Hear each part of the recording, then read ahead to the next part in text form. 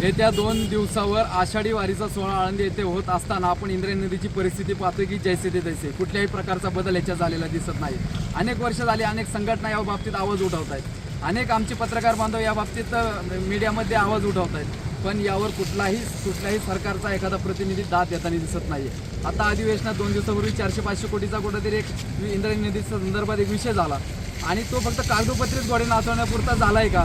प्रदूषण नियंत्रण मंडळाला या गोष्टी दिसत नाही आहेत का? कुठेतरी या राजकीय नेत्यांच्या, या मंत्रिमंडळातल्या मंत्र्यांच्या कुठेतरी स्वतः कार्यकर्ते असतील किंवा नातलग असतील यांच्या स्वार्थासाठी असे गाठ बांधले जातात का? टेंडर पास केले जातात का? निविदा काढल्या जात आहेत का? हाच प्रश्न या ठिकाणी उपस्थित राहतोय।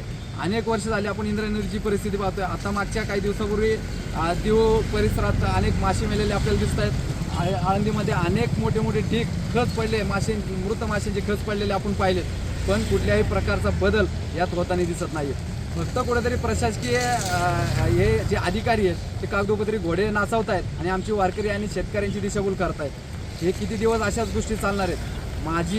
माझ्या येत्या जे कोणी मंत्रिमंडळातील जे नेते असतील, जे कोणी आळंदीत संत श्री ज्ञानोबा यांच्या दर्शनाला येतील, तर मला त्यांचा थेट आव्हान आहे की आपण विचारपूर्वक आळंदीत यावं, कारण येत्या या आषाढी वारीला या बाबतीत जर ठोस पावलं उचलण्याचा आपला कुठलाही जर प्रयत्न दिसला नाही तर आमचे वारकरी असतील, आमचे आंदोलक असतील, स्थानिक आमच्या शेतकऱ्यांच्या रोषाला तुम्हाला सामोरे जावे लागेल।